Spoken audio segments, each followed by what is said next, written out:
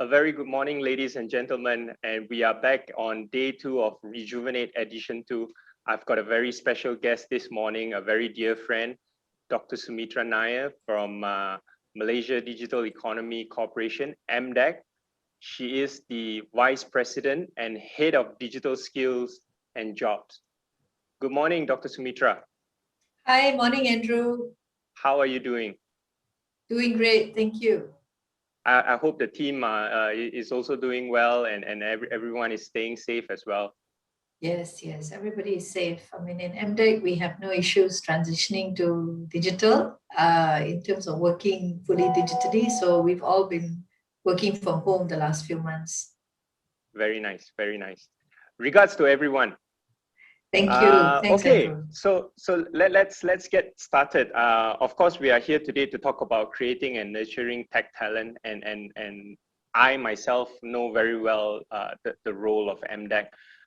Of course, Rejuvenate has spawned into a talk show that has been accessed to about close to 40 over countries around the globe. I mean, that's the beauty of digital, and that's the beauty of virtual events today. Everyone is able to attend and watch the sessions again as they wish. And we're so happy to have you here today. But let's kickstart by introducing a little bit about yourself, and perhaps then we will move into what is MDEC and what is its role in Malaysia's digital economy. I leave the floor to you. Sure. Thanks for that, Andrew, and thanks for having me on this show. Yeah, it's great to be able to connect with so many different countries and youths from so many different places. And so I work as you mentioned for MDEC, and that stands for Malaysia Digital Economy Corporation. It's a government-owned company that has been around for 25 years. This year is our 25th anniversary, and we were set up to drive and help Malaysia become a digital economy. And I dare say that today we are increasingly becoming that. And you know, yes, COVID has got lots of not so nice things to its name. But one thing it has done is it has accelerated digitalization. And so, you know, it's also important for us to take the opportunity, you know, to keep this momentum going so that we can get Malaysians and Malaysian youth onto the digital economy bandwagon. And so, so my role there is to drive and to equip Malaysians with the kinds of skill sets that will get them ready for jobs in this increasingly digitalized economy. Nice. Right, and so you asked about MDEC. So yeah, so as I mentioned, we've been around since 1996, it's a long time. And we've transitioned our name. I mean, the acronym has more or less remained the same. It used to be called MDEC when it was first started, Multimedia Development Corporation. And then we changed the acronym to MDEC, which still stood for Multimedia Development Corporation. But about 5-6 years ago, we changed our name to Malaysia Digital Economy Corporation in keeping with, you know, the current trends. And in MDEC, we do 4 things. And the way to remember us, so for those of you who speak the Bahasa Malaysia, you can relate to this. The acronym is NADI, N-A-D-I, just to remember what we do, right? To make it easy. And so the first thing we do is to equip Malaysians with new skills, and which are largely digital skills for digital jobs. That's the first thing we do. Second is we drive adoption, especially amongst the small and medium-sized enterprises.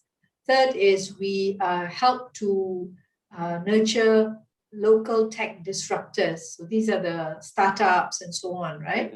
The tech ecosystem, and help them to go global. And last but not least is we continue to carry out our role as an investment promotion agency and to drive digital investments into the country. So NADI, which means, for those of you who don't understand Bahasa Malaysia, it means pulse, Yeah, so Yeah. NADI, pulse. So we're kind of the pulse, or at least we see ourselves as the pulse behind the digital economy in Malaysia. So that's what MDEC Fantastic. does.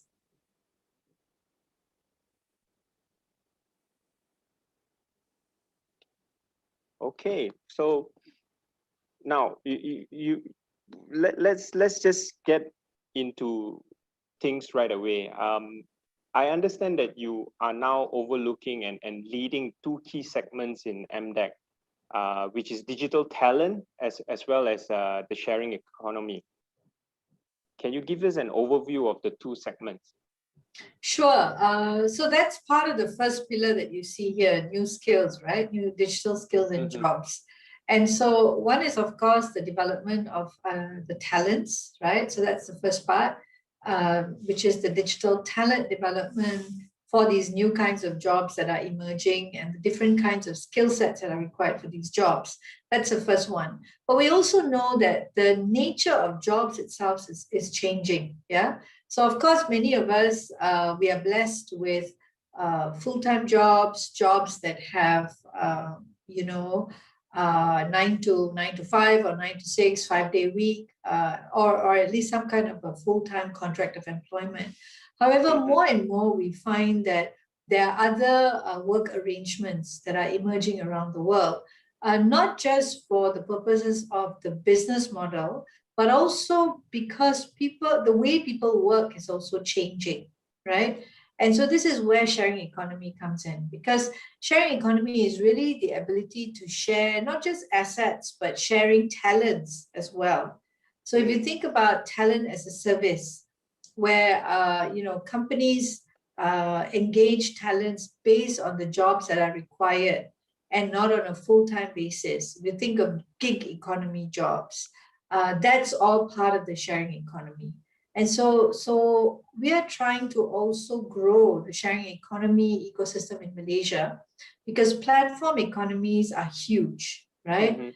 And that's what sharing economy is. It's the ability to share resources, share assets, share time on a platform. So if you think of Uber, Airbnb, Grab, these are all sharing economy platforms. But those platforms provide sort of jobs for people who may not even have technical skills. They just need some basic user skills to access these jobs.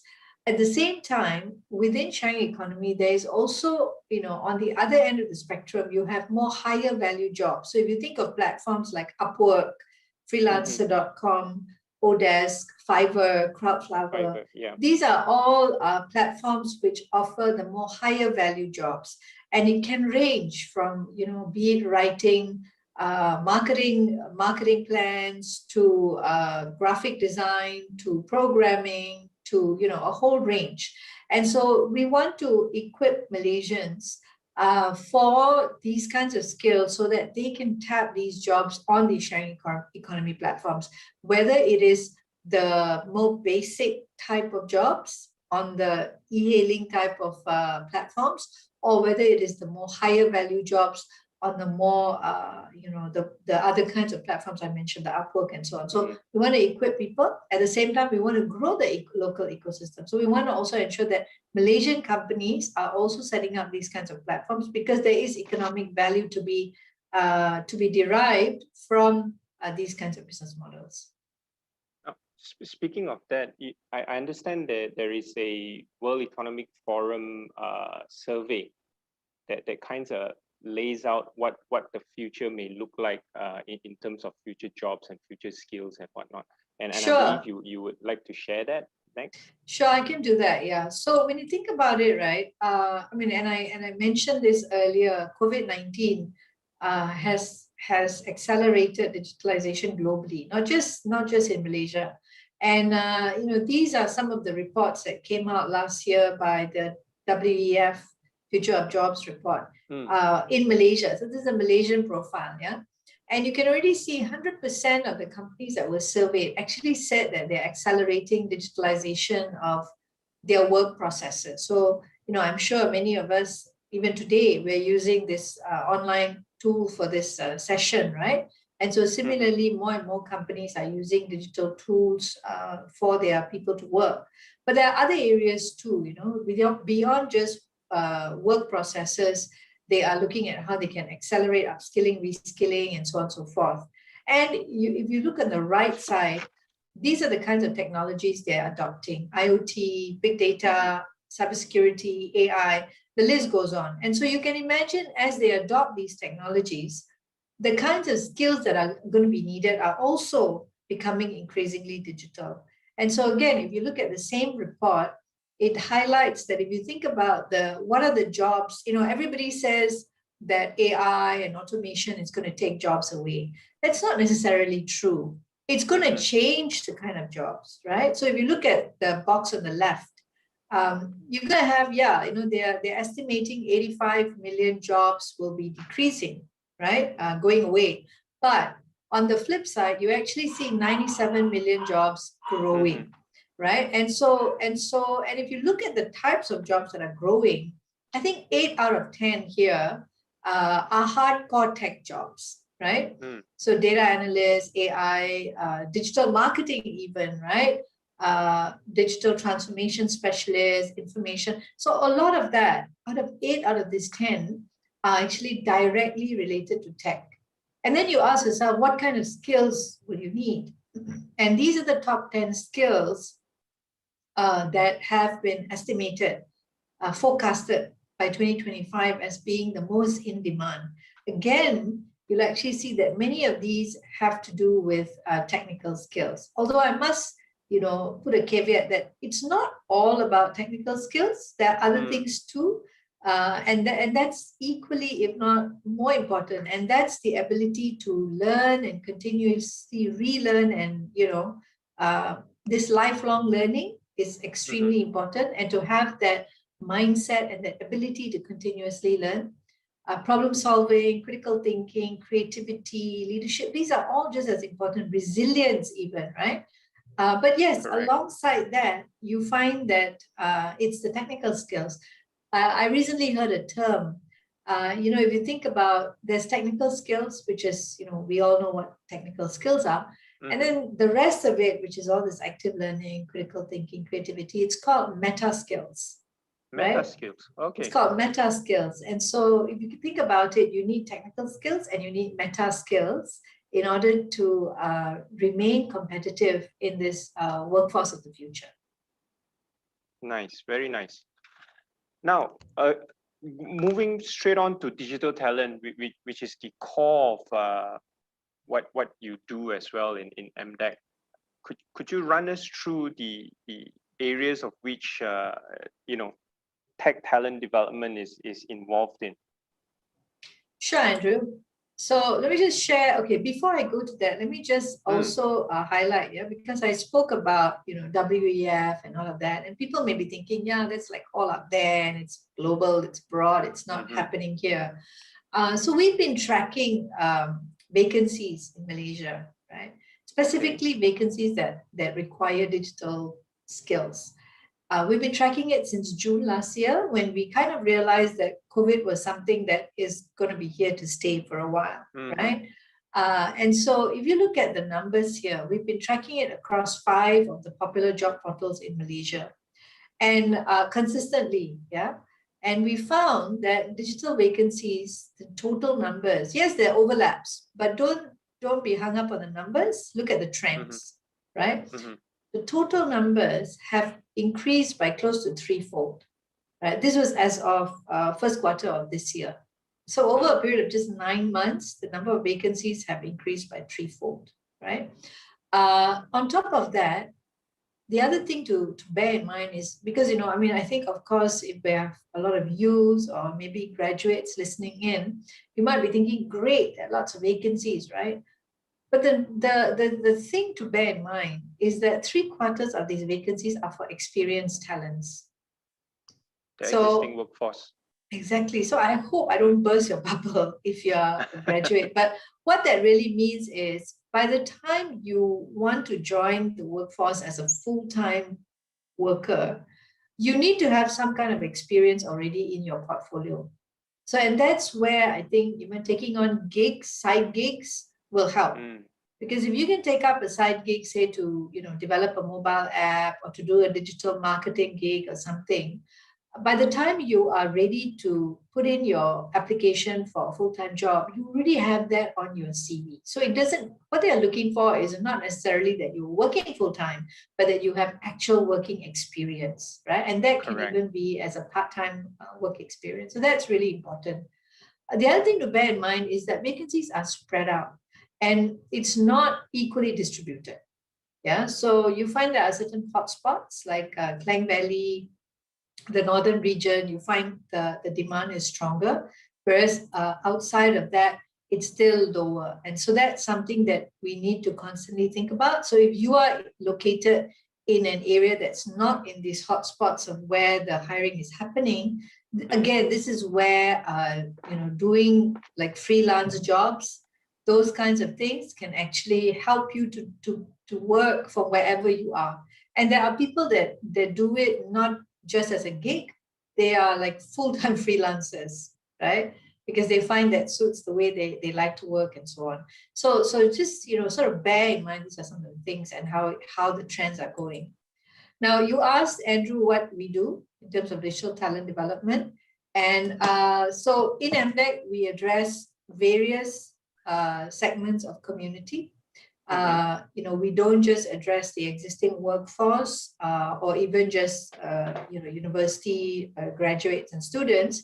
We go as far back as school students because we believe that in order to develop the meta skills that I spoke about and the tech skills, it's important to start before you're hardwired, while you're still in school. And so that's why we have an initiative called My Digital Maker movement. And that is looking at how we can integrate computational thinking and coding and digital creativity and innovation among school students. And to date, if you look at the top left, we've touched more than 2 million students, and we do this via training teachers, via training school counselors, as well as via digital maker hubs, which are located, some are in schools, but many of them are located outside schools. So these are maker spaces where students can go in, learn how to code, learn how to do 3D modeling and printing, drones, robotics, so they can learn all of this. So that's what we do with schools. And then we also have initiatives, as I mentioned, that look at how we can equip university students with the skill sets that are required for the kinds of jobs I mentioned earlier. And so here we focus on digital marketing. So a large number of the students that you see out of this 230,000 number here, a large number of them, we focus on equipping them with digital marketing skills because that is what's, right now, the most fastest growing job title in Malaysia for digital is digital marketing. In fact, it's the fastest growing. Yeah, when you think about digital, the fastest growing is digital marketing. And so that's why we focus a lot there. But beyond that, we also focus on computer science and as well as other more generic digital skills. Then, of course, we have initiatives that address the workforce, and I'll be talking a little bit more about that later. And we also address the latent talent. And these talents are like your unemployed, your people who are in transit, between jobs, retirees, women who have taken a step back and have decided to become homemakers. Maybe they want to do like a side gig. So that's where our sharing economy work, our gig economy work comes in as well to address the latent talents. So these are some of the initiatives we have across the organization with regards to skills and jobs. Nice. Now, I guess my next question would be this. In the area of school students and for digital talent, I just want to perhaps find out a little bit that there is a soon to be launched, or I rather the cohort has already started in terms of the Future Innovators School. A project, yes, obviously that is spearheaded by MDEC. Yes. There is some form of a partnership. Can you give us a little insights on that? Sure. So that's actually as I mentioned, we've been going around and trying to get school students to become more digitally creative and innovative. And in the process, we started to unearth very talented students, highly gifted, highly talented, and they were able to come up with solutions that address a lot of global problems, even environmental issues, poverty, things like that, and using digital technology. And so we had an initiative called Digital Ninja Program, where this was like during the school holidays, for students that were really, really talented. It was a program we brought industry in, and they would nurture these students from Form 1 to Form 5, right? And then off they would go to university or wherever. But we want to make this more sustainable, because we realize that if you have them only for the school holidays, it's the school holidays, right? And so that's a very short time. And that's one. Number two, we needed to scale it. We want to make sure that this opportunity is available to more students, because when you do it as a school holiday program, you can only do it with a very small number of students, and you can't grow it beyond that. So, and we wanted to make it inclusive so that more students from different backgrounds could come in and participate. And we realized that if we could have them the whole school year, they could achieve much more than what they were doing just in school holidays, although that was already great, and they were winning regional awards and global awards. So that's why we partnered with the Ministry of Education and UKM's Pusat Genius. So Pusat Genius is a school for gifted students. Before this, it was primarily focused on pure sciences. So students would, academically gifted students would go in and they would pursue these pure science stream, and then they would, pursue a course related to hardcore science, right? Like becoming scientists and researchers. But of course, with the current trends and where things are moving, we found a like-minded partner in UKM that was willing to look at, things like technopreneurship and looking at how digital could play a bigger role in these students' future careers. So now Pusat Genius has got a new track called Digital Innovator Program. It's a new track. So students have an option of taking a pure science track and a digital innovator track. And if they take the digital innovator track, then they basically would get a similar experience to what we had with the Digital Ninja, except that it would be more full-time.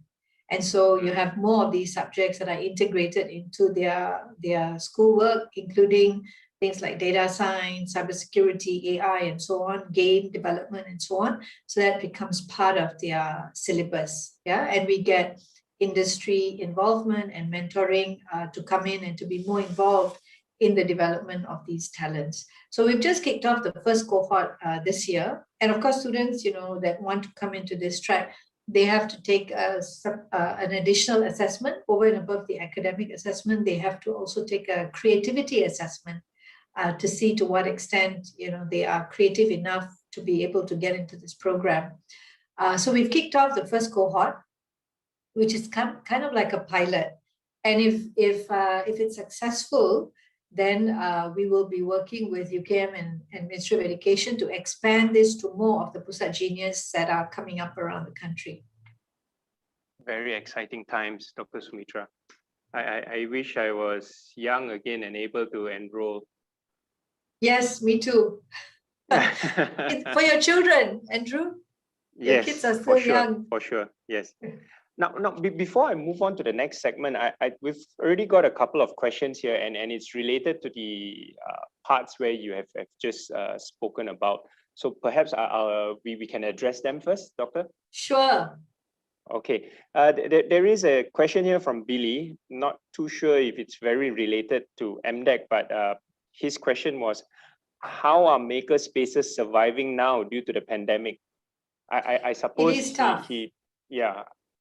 Yes, that's a very good question. It is tough, I don't deny. But one thing is we've realized a lot of them have pivoted. So they've started to offer a lot of online classes, a lot of online content. And in a way, it can help them to reach out to more students than they otherwise would have.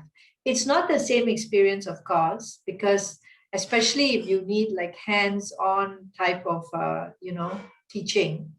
But some of them get by. They send like a kit to the students, and the students do it, and then they coach them via online.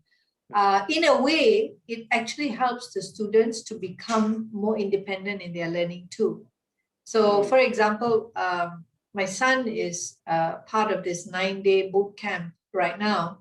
And basically what they do is they give you a challenge and you have to basically self-learn. So you have to figure out, how to do it. It's broken down into small assignments. And then they have like peer reviews. So the students kind of almost teach each other, and then the tutor becomes like a facilitator.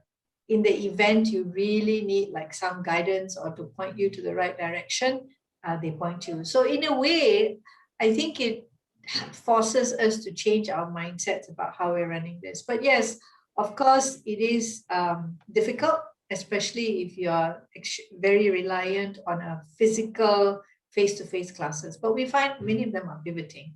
And hopefully, now that more of us are getting vaccinated and that's being sped up, hopefully, they will be able to open up soon. Interesting you mentioned that. It just came to my mind that it has now become like a hybrid hands-on training and learning as well. So like what you said, that the child is probably going to be a little bit more independent in terms of their learning. And that's just going to be fantastic, moving forward.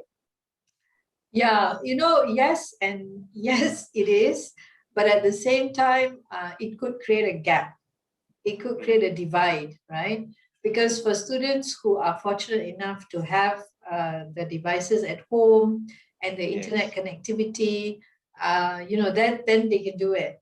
But the idea of these maker spaces is also to cater to students who don't have those facilities at home. So for those, there could be a gap, and it is real. And we would be fooling ourselves if we said there wasn't that gap. So hopefully this ends soon and they can get back and get access to these facilities. Yeah. Now, moving on to the next question, which is a long one. It says here, good morning, doctor. There's a lot of effort from both ministry and individuals to upskill, especially in the past year. However, many employers themselves don't seem to understand the value of the skill. Take the case of companies who want developers with 10 years experience for frameworks which was made in the past 5 years. Or in a more local context, a recent job posting by a company in Terengganu looking for developers with the skill set of a senior full stack developer, but pay of a junior front end developer. Now, how do we ensure that people are compensated fairly for the skills provided in the sharing economy? Yeah, I mean, that's a really important point, I think. And, it's a salary, wages are a very complicated issue. And if you read like the World Bank reports that were published earlier this year for Malaysia, it alluded to the fact that our wage levels have much to be desired, that it's not quite there yet.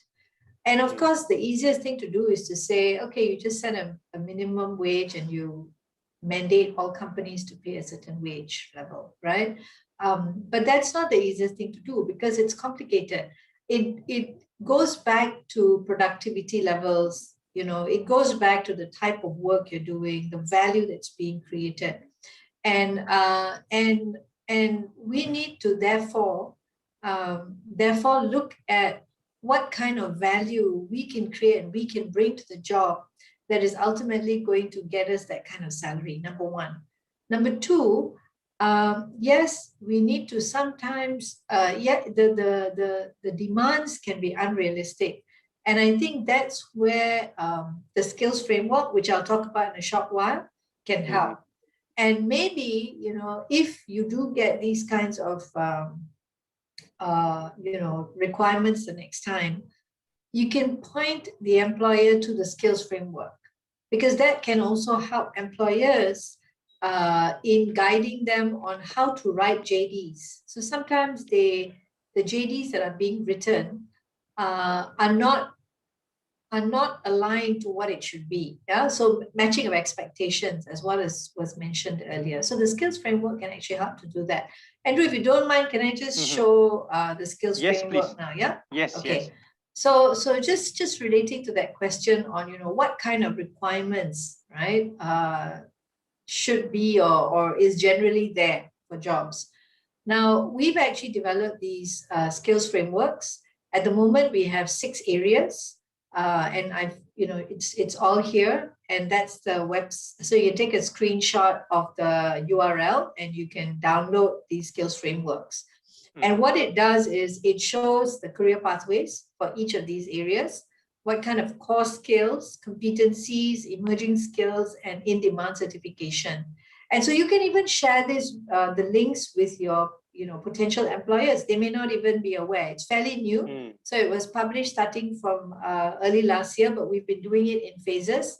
And we're going to be releasing the FinTech one soon. And so just to share with you a sample, what you will see.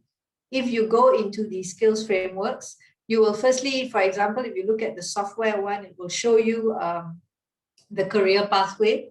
Like if you look at the left here, you'll see, for software engineers, what could be a potential career pathway. And it will also show you the kinds of JD, right? The typical JD that is needed for a software engineer, the kinds of competencies, the soft skills, the core skills, and the common certifications, right? And tools and tech. And so this can be a guide, not just for people who are looking at becoming a software engineer, but also those who are, putting these jobs up. So if they need to know, what is the typical JD of a software engineer look like, they can refer to this, and then based on this, they can decide which is the ones that is important to them. It can also help those who are offering training. So there could be some people on the call who maybe are training providers. So this again helps you to determine what kind of skill sets you need to offer to people if you are equipping people to become a software engineer. So this is one example. There are tons in the skills framework. So, you can go to that and have a look. I think there are probably even for full stack developers, it's probably in there. I just have a look at what are the skill sets that are needed. Yeah. And these are free and available on the link that you Yes. Of course, we will reshare the link as well. Yes. Later on. So correct. So if you just look at the link at the bottom, if you can just copy and paste that on the Q&A, then people can go and have a look at it and download it. Yeah. Fantastic. Okay.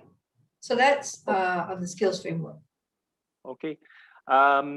Just one more question from the audience before we move on to the next segment, because this is related to the segment that you just shared earlier as well. It says here, hi, Dr. Sumitra. Are there any efforts from MDEC in boosting digital efforts or awareness in areas and locations that are not high in demand? Sorry, can you repeat the question? So I think this referred to the mapping where you showed in the central region and in Penang, there's high demands for digital jobs and whatnot. And there are areas where they are actually either moderate or non-existent even. So I guess the question is asking whether there's efforts from MDEC to boost awareness. Yeah, definitely. So, part of the Saya Digital campaign that was launched, I think last month or the month before, aims to do that, aims to create more awareness around digital opportunities. But I also think this is something which requires concerted effort on the part of state governments, federal government, and the private sector to look at how to build an ecosystem, because really you need to build an ecosystem. You need companies, startup companies. You need a conducive environment that is going to support the growth of the startup companies. But you also need the demand, because you can't have a company but have no customers to sell to, right? And so you need demand and adoption. And so that's where the Saya Digital campaign helps, because that really goes out and teaches communities how digital can improve their lives and how to actually use these digital tools and services. So as they do that in the local areas, the demand grows, then they will need solutions, you see. So that helps to grow the ecosystem as well. So that's how we are trying to drive that, try to drive the demand as well as the supply side. And so as that happens, then the jobs that are required to service these markets will also grow. It's not unfortunately, there is no silver bullet. It's something that we have to work at. But I think, we have the right foundational pieces in place. So Sai Digital will help to do that, especially amongst, areas that are not in the hotspots of where we are seeing the jobs. And then hopefully it will grow over time. Nice, very nice. Now, there is another question here, but I think it would be related to when you are going to be talking about Glow. So perhaps we will allow you to move into Glow, Sure. which is something that cuts across most of the sections as well. Okay, and, all right. Then we will What's the address question What's the question specifically? It was asking, if it's in Malay. Selamat pagi, doktor. Bagaimana pula dengan orang yang tak mampu untuk upskill? Oh, okay. All right. So actually, right now, there are a lot of opportunities for free courses. Yeah, before I go into freelancing. There are even on LinkedIn, there are certain courses on LinkedIn. I don't know how many thousand courses that are being offered free. Yeah. So in this day and age, yes, money is important, but it's not everything when it comes to upskilling. I think the ability to learn and keep learning and keep reskilling and having that open mind is perhaps even more important. So yes, there are free courses, and if we can probably share some of that with you. At the same time, let me share, when you say tak mampu, right? So tak mampu ni, there is this initiative, which is called 42KL, and it has attracted quite a lot of B40 youths as well. There is no tuition fees. You don't need to pay any tuition fees. There are no teachers. There are no classes. But the graduates that come up from this program will definitely get a job. It's part of an international model. It's based on Ecole 42 in France, and there are more than 20 countries that are now delivering this model of 42. And what it is it's a coding program. It teaches youngsters age 18 and above how to become very hardcore, advanced programmers. And there's no fixed time. So basically it will take, there are 21 modules, but you don't need to finish all 21 modules. Typically it would take somebody about 3 years to finish 21 modules. But what happens is usually many of the students, from what we've seen in other countries, at least 70% of the students, after about a year and a half in the program, they tend to get a job. So really the how success is measured, in this program is not by how many students graduate, it is by how many students actually get a job. And they do get jobs. So if you tak mampu, please do check this out. 42KL, they already have, I think, 2 cohorts at the moment.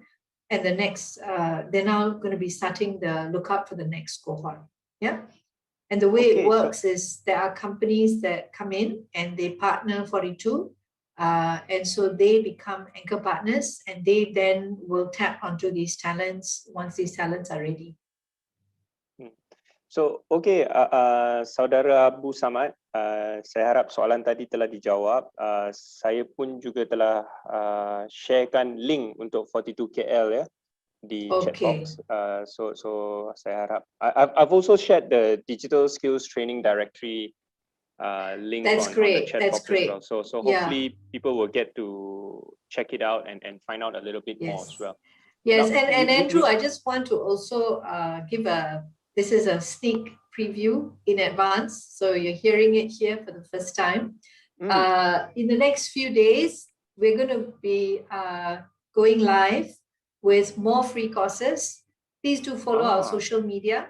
So we're going to start, we had Let's Learn Digital last year, where we offered free courses from, from Coursera.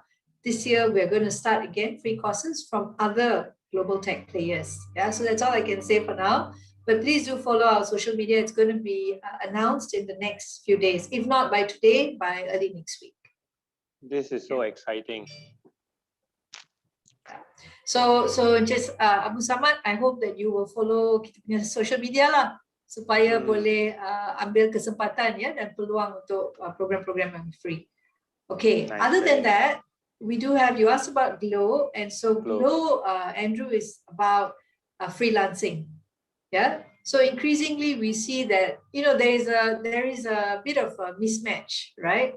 Because companies are saying they can't find talents, and talents are saying they can't find jobs. So there is a mismatch. But we know that companies have vacancies and talents have skills.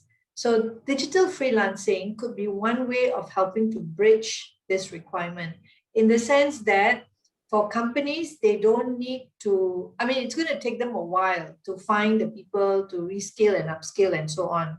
At the same time, for people, it's going to take a while for them to build up the experience. So this can be a bridge whereby you basically pitch your skills, whatever skills you have, you pitch it online on these platforms, and you get jobs that are short-term. So they are project-based jobs. And over time, you can build your experience, build your portfolio, so that when you do apply for your full-time job, you already have a lot of experience with you to put up to the employer. And so this is available, of course, regardless of where you are. You don't have to be in KL, you don't have to be in any of those hotspots I mentioned today. You can be anywhere in the country. If you have a look at this, there are people from Sabah, Kedah, Malacca, Johor, Perak, Sarawak, all kinds. Yeah. And they do a range of types of jobs. So you can be you can do writing, translation, graphic design. You can do data management, data analyst, all kinds. There are various jobs that are available. And so if you're wondering, like, can I really do this? Yes, you can, because there are different types of jobs depending on your skills, right? And the jobs that I showed you in the previous slide, it's more the ones that's on the extreme right of this slide, where you will need perhaps a little bit more advanced skills to pitch for these jobs. Yes, they are higher paying, but you need a bit more advanced skills. But if you don't have these advanced skills and you want to maybe just start off and try this out, you can try out the kinds of jobs that are in the first two columns, which is digital micro tasks. These are tasks that they don't need a specific skill to perform, and they can be done in minutes. So this is the one we say, you click and you dapat do it, right? So it could be data entry, it could be data extraction, drop shipping, things like that. Product research, comparison, right? You take pictures, price pictures. When you go shopping, you take pictures of the grocery, you help the company to understand what is the pricing that's happening and so on. So that's micro tasks. Then there's digitally enabled work, and this is where you don't need any kind of digital skill. It just, but you may require like certain skills like, plumbing, electrical repair, even event management, being a masseuse. If you have particular skills, like hands-on skills, then you can apply for digitally enabled work. And these would be on platforms like, Foodpanda, Grab, even Made Easy, Kautim, Service Hero, yeah. So those are all digitally enabled work. So there's a range of jobs, right? And if you, depending on what are your skill sets and what you want to do, you can try out this model of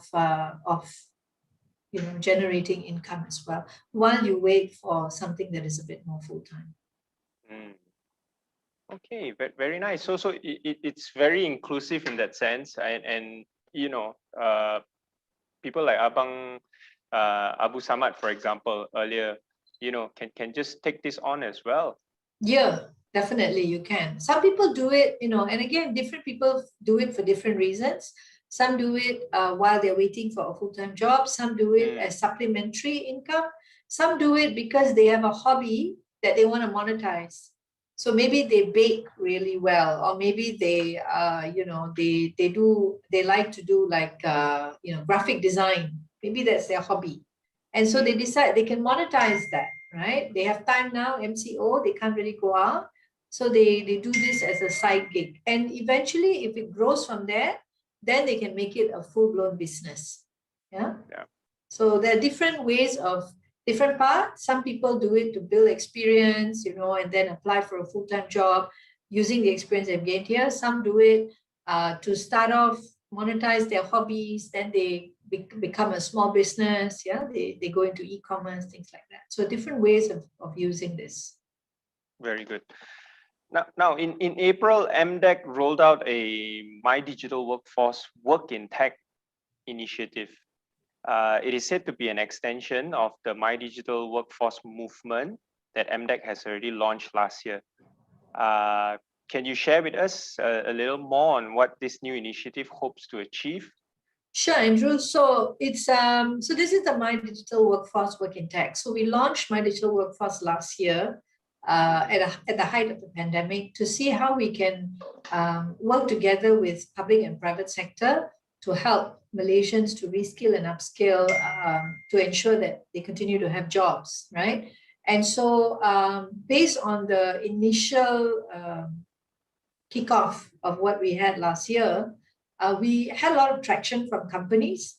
And so based on that, the government then asked us to do this My Digital Workforce Work in Tech, whereby it is basically a win-win initiative, which incentivizes employers to hire unemployed Malaysians.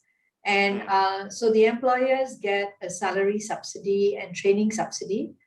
So they can't just say, oh, you don't have skills, but now you have a training incentive to help you to upskill and reskill the person. And we also give a salary subsidy in the event that the company say, oh no, if you're a fresh graduate or if you've not been working a long time, it's going to take you a few more months to be like fully effective on the job. And so that's why we provide a salary subsidy as well. So there are two categories of jobs. The first is more the services type of jobs, digital business services.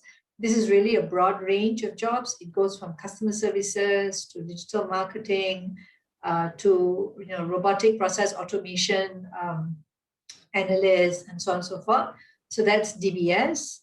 And then the second one, digital tech apprenticeship, that is more for the more hardcore tech roles like cybersecurity, data science, and software developers. And so for both, there are slightly different structure in the amount of the subsidies. For DBS, it goes from a minimum salary of 2,000 to 6,500, because it could also be for people who may have been retrenched, from airlines or from hospitality sector, and so maybe they are not looking at like entry-level salary; they're looking at a little bit higher. So we do recognize that it can go up to 6,500. And there's a training subsidy for DBS. And here the company can do in-house training, as well as, if they don't have in-house training, they can then outsource it. Yeah. So for digital tech also, there is a minimum salary of, I think, 3,000, if I'm not mistaken, and a training subsidy of 8,000, because it costs a little bit more to do this more hardcore technical training. And to date, we have more than 6,500 vacancies that are being offered. And many of these vacancies are already put up on our website. So if you go to the MyWit website, if you go to, I forgot to put the URL here, but Andrew, if the team can help me. I'm already on it. That's great. So it's mdec.my/MyWit. There's an employers and a job seekers section. So Correct. If you click the job seeker section, you'll see links to all these different jobs, and you can just click on the link and apply for the job. Yeah. So that's something that's in place already, and hopefully we can get 6,000 more people in jobs by the end of the year. Nice, very nice. So it seems like obviously there's a lot of things put into place. I think after this, a lot of our viewers and audience will spend quite a number of time on the MDEC website. There's so many gems that you have dropped here today, Dr. Sumitra. Yes, please do follow our social media. I think I'm going to go to my last slide. So do follow our social media, my MDEC. Yeah, we are on Facebook, Twitter, Instagram. We're also on LinkedIn. I forgot to put that in because every time we launch a new program or even programs that we have, we off and on promote these, and that's all on our social media. So if you follow our social media, you will get the latest information as to new things that we're coming up with or things that can help you, whether you're a business or whether you're an individual. Right. So ladies and gentlemen, so that's Facebook, Instagram, Twitter, as well as LinkedIn. It's at MyMDEC. And if anyone is also interested to connect with Dr. Sumitra, she's also on Twitter and LinkedIn as well. It's at Sumitra_Nair. Okay. Now, what's coming up next with MDEC? I read there is going to be the Malaysia Tech Month 2021, which is a signature flagship program from MDEC. That's coming up again this year, correct? Yes, you're right, Andrew. It's we're starting Malaysia Tech Month early August. Yeah, I think it's August 3rd, if I'm not mistaken. And it's going to be a whole month showcasing opportunities to various segments. So I think it's going to kick off with opportunities for investors and then opportunities for startups. And in the third week, I think it's the week of August 14 or 15, there will be a whole week focusing on skills and jobs. So don't miss out, because even if you miss the rest of the month, don't miss the third week, especially if you're interested in skills and jobs. We will be having a job expo. We will be having webinars by employers, both employers who are looking for full-time employees as well as employers who are looking for freelancers. So that's going to be there as well. And of course, if you're a business, please do log in right from the beginning. There will be some excellent speakers from all over the world. Yeah, global speakers as well as local speakers. Yeah, I enjoyed the edition last year. It was fantastic. Randy Zuckerberg made an appearance as well, and spoke to CEO Puan Surina. So that's really fantastic. I myself is looking forward to it as well. It's a very well run event from MDEC.